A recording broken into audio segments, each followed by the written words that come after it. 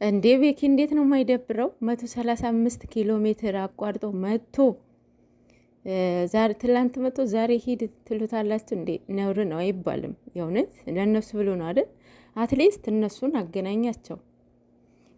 እሱ ብሩክን በእነሱ እንትን ሊገባ አልፈልግም ማለት ግን ደግሞ እነሱን አገናኝተ ጋሼ ማገኛለሁ እያለ ነበረ ሙሺንም ማለት ነው። እና እሱም ወይ ፍንክች አልሄድም ብለዋል። እውነት ነው። ምክንያቱም የመጣበትን ሳይስተካከል እሱ በካሜራ ባይሆንም ከካሜራ ጀርባ እንደሚያስተካክለው ግልጽ እርግጠኛ ሆኖ ነው ማለት ነው። እና እንደዛ አይባልም። ሀብም ቤት መጥተዋል እነ ፍፄ። ሀብ በጣም ነበር እየተቆጣለው። ሲቆጣ በጣም ያስፈራልና ታላቅ ወንድም እንዲህ ነው ሲቆጣቸውም እንዲህ ነው። እና በቀደም በሌሊት ሄዶ እንደዛ አስታርጎ ብሩክ የሆነ እንትን ሊኖረው ይችላል። ያገኛትን ምክንያት ሊኖረው ይችላል። እንደኔ ባያገኛት ባይነኝ። ግን የሆነ ነገር ደግሞ ያው ሳትፈልጉ ግዴታ መገኘት እንዳለባችሁ የሆነ የሚያስገድዳችሁ ነገር ሊኖር ይችላል። ሶ ይሄ ነገር ነው ብዬ አስባለሁ እንጂ ፓስት ነው አይደለ? የሆነ ነገር እንትን ብላው ሊሆን ይችላል በውስጥ አይዶን ነው ደግሞ እርጉዝ ነች እያላችኋት ነው። እና ምን ማለት እንደሆነ አላውቅም። ኧረ ጉዴ ፈላ።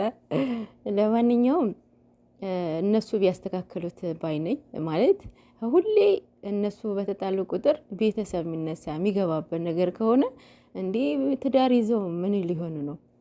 ስለዚህ ካሁኑ መጀመር አለባቸው። ያሉት ፋሚሊ ጋር ያሉት ራሳቸውን ማስተካከል አለባቸው። ማለት አሁን ልጅቷ እኮ ማጣላት እንደሆነ እኮ ግልጽ ነው። ማለት ስራ ነው ወይስ ምንድን ነው? እኔ በጣም ኮንቪውስድ ሆኛለሁ በእውነት። ስራ ከሆነ ሰው መምረጥ ነበረባችሁ። የማይሆን ነገር ነው ማለት የፓስት የሆነች ፍቅረኛ ነች እቺ ልጅ። አሁን ያለች ፍቅረኛ ያለችው ስራ ከሆነ በጭራሽ አይሄድም። ግን ደግሞ ስራ እንዳልሆነ ደግሞ እንትን ይላል። እኔ እንጃ የልጅቷ ንግግር አልተመቸኝም። ምናልባት ተልካም ሊሆን ይችላል። ማለት እንደዛ ሴት አባ አድርጋ ካሜራ ምናምን ወዳውኑ ነው የላከችላት ወደ ቅመሟ። ስለዚህ ማጣላት ነው የሚሆናት። አሁን እዚህ ጋር መንቃት ያለባት ሀይሚ ነች ብዬ ነው የማስበው። እሱ ምንም ነገር የለኝም ካለ እሷ ምንም ነገር ልትላት ትችላለች።